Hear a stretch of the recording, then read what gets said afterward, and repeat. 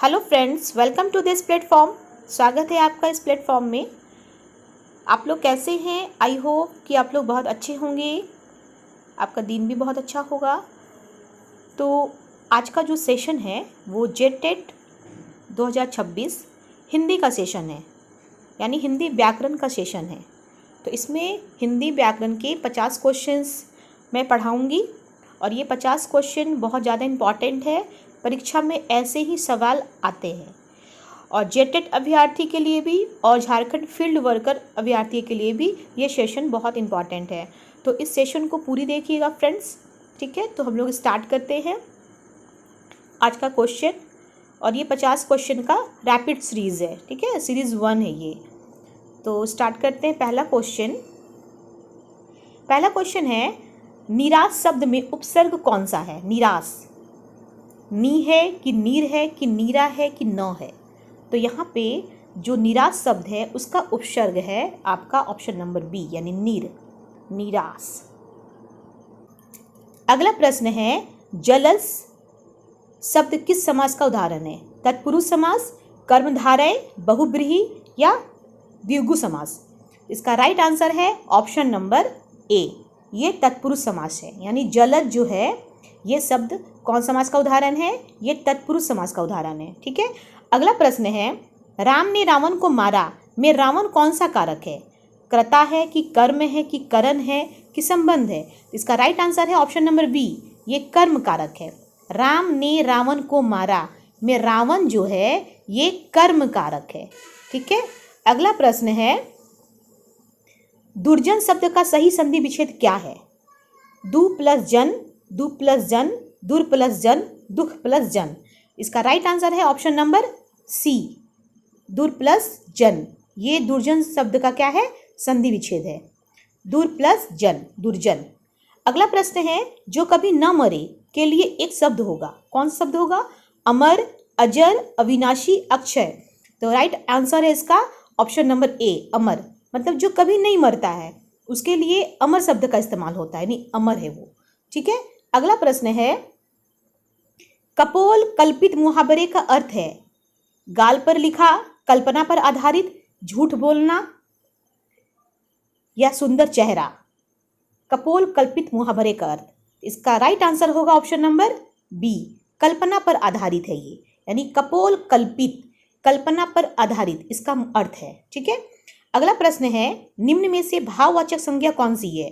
मनुष्य, मित्रता, गाय, नदी? इसका राइट आंसर है ऑप्शन नंबर बी, मित्रता, ठीक है। ये भाववाचक संज्ञा है, मित्रता। अगला प्रश्न है, लड़कियां खेल रही हैं में क्रिया का भेद है सकर्मक, अकर्मक, संयुक्त या पूर्वकालीन? इसका राइट आंसर होगा ऑप्शन नंबर बी, अकर्मक क्रिया। यहाँ पे लड़कियां खेल रही हैं तो क्रिया का जो भेद होगा यहाँ पे अकर्मक क्रिया है, ठीक है।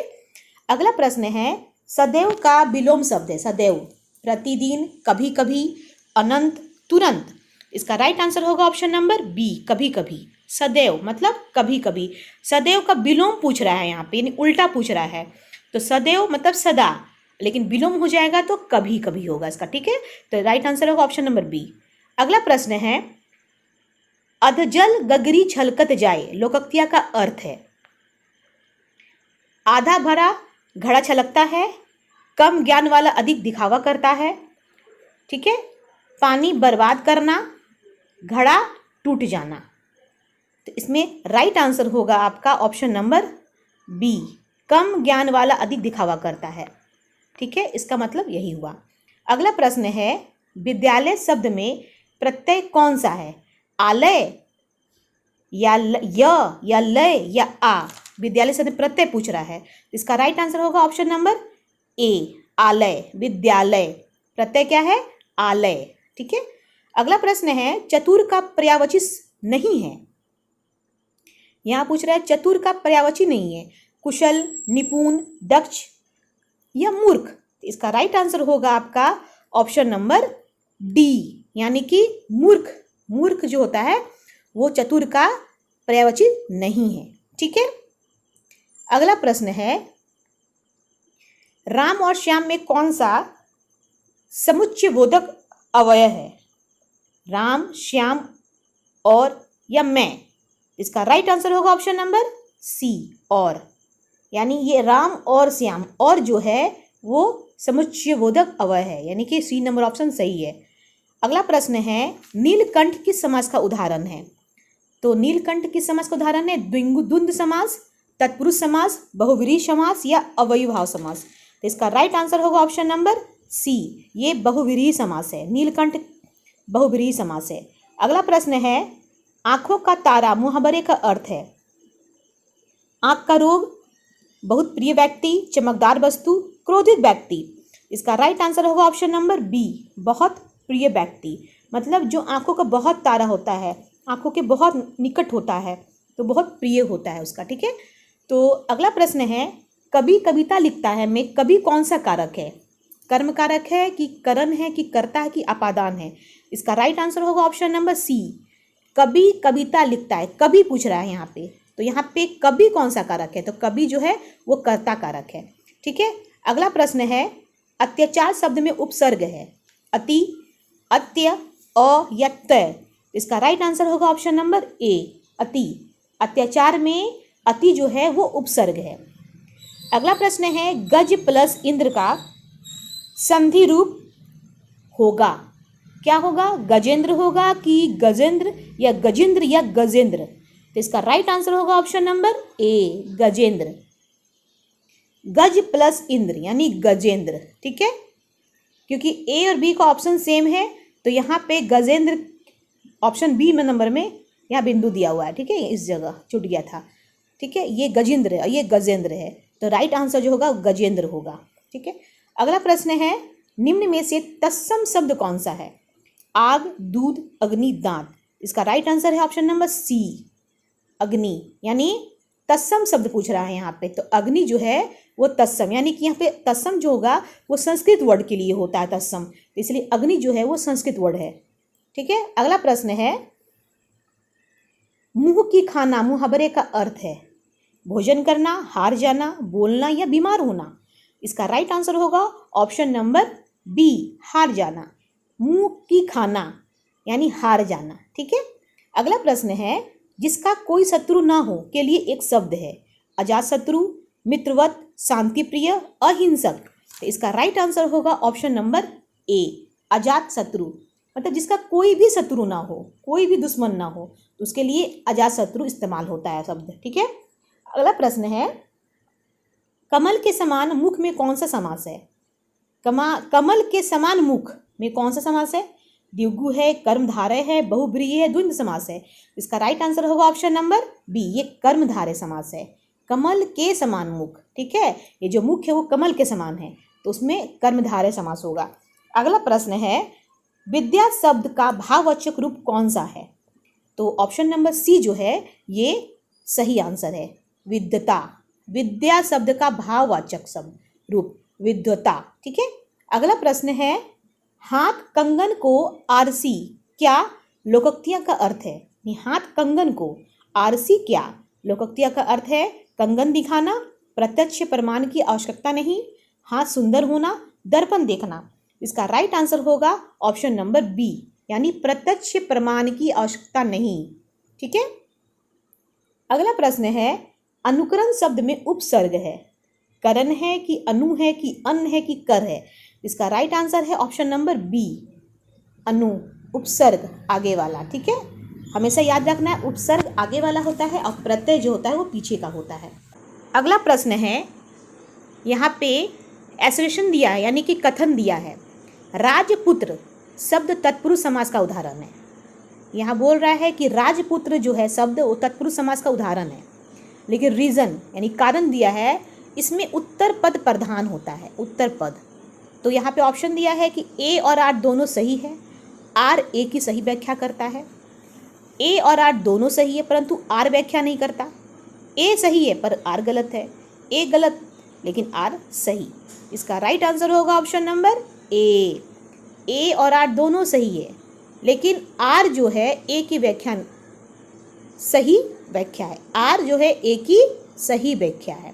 कैसे देखिए, राजपुत्र शब्द तत्पुरुष समास का उदाहरण है, ये सही है, इसमें उत्तर पद प्रधान है। ठीक है, इसमें उत्तर पद सही में राजपुत्र में उत्तर पद क्या है, ये प्रधान है। तो ए और आर दोनों सही है और आर जो है ए की सही व्याख्या करता है। ठीक है, इसलिए ऑप्शन नंबर जो ए होगा वो राइट आंसर होगा। अगला प्रश्न है, दुराचार शब्द का सही संधि विच्छेद है दुह प्लस आचार, दुर प्लस आचार, दु प्लस आचार, दुस प्लस आचार। इसका राइट आंसर होगा ऑप्शन नंबर बी, दुर प्लस आचार। दुराचार का दुर प्लस आचार, दुराचार। ठीक है, अगला प्रश्न है, निम्नलिखित में से कौन सा शब्द बहुब्रीहि समास का उदाहरण है? नीलकमल, दशानन, राजमहल या जलपान।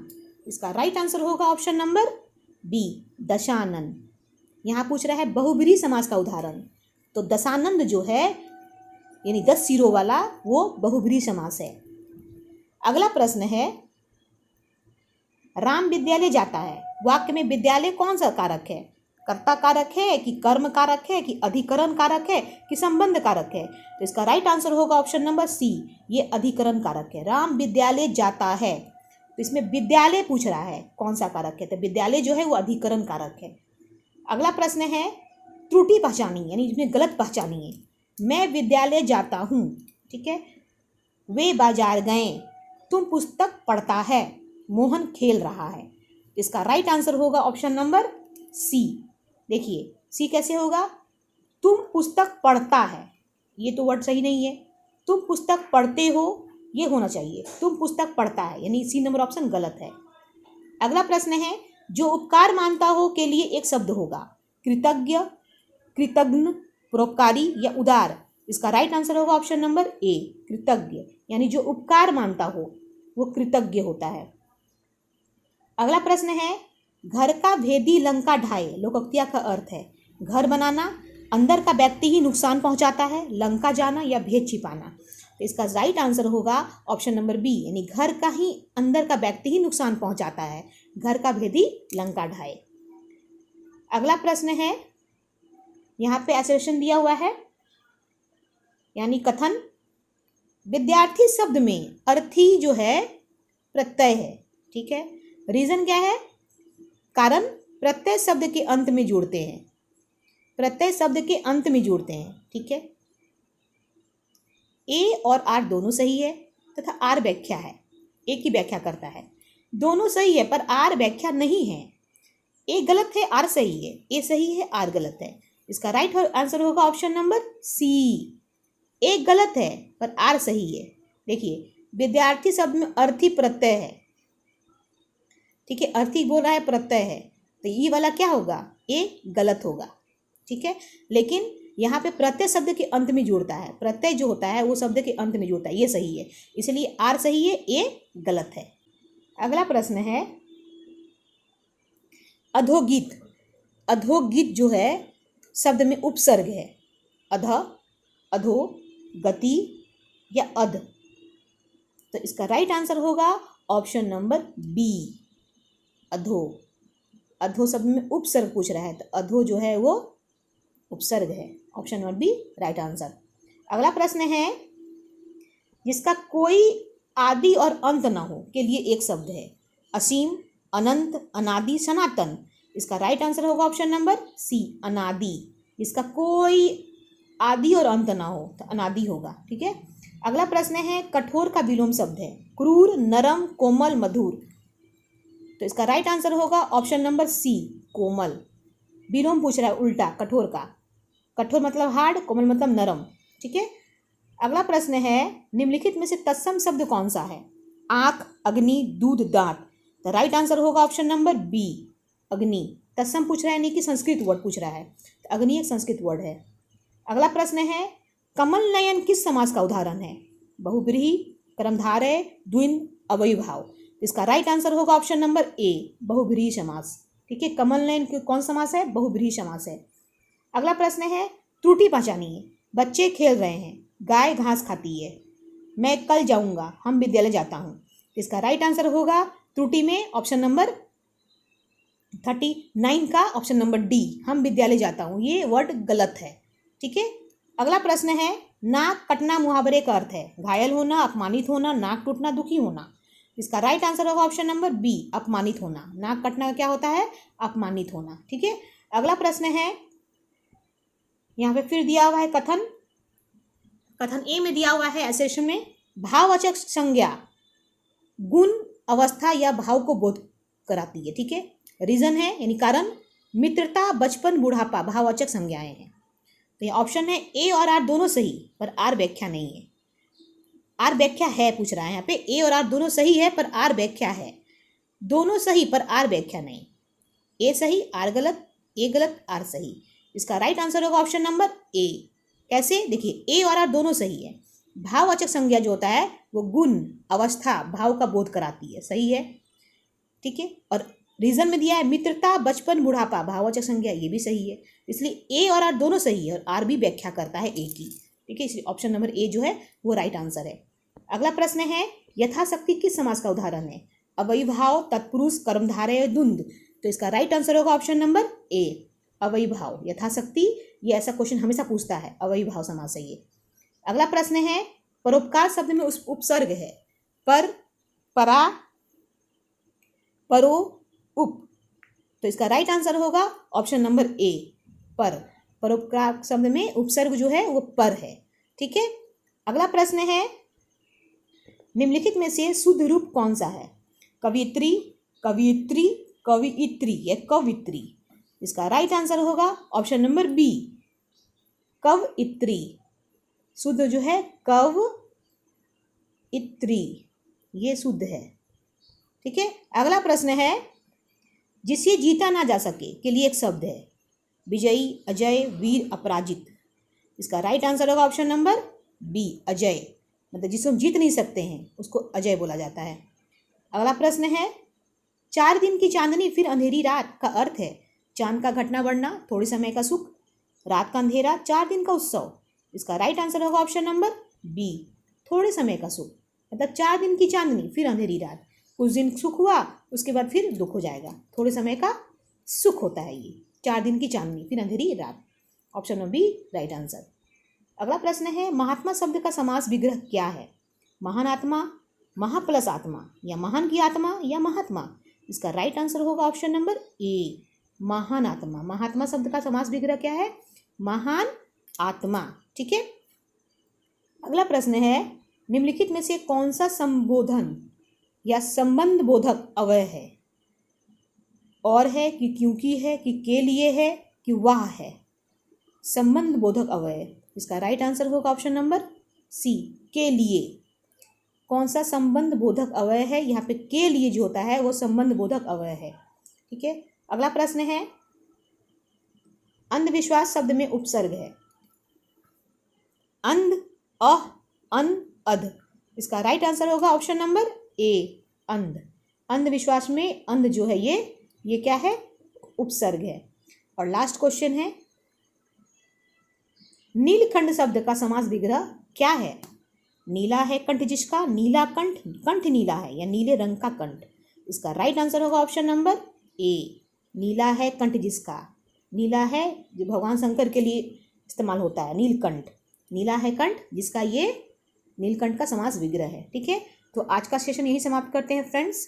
वीडियो को पूरी देखिएगा, चैनल अच्छा लगे जरूर सब्सक्राइब कीजिएगा। ऐसे ही रैपिड वीडियो फिर से आएगा। आज के लिए इतना ही। Thank you so much and take care.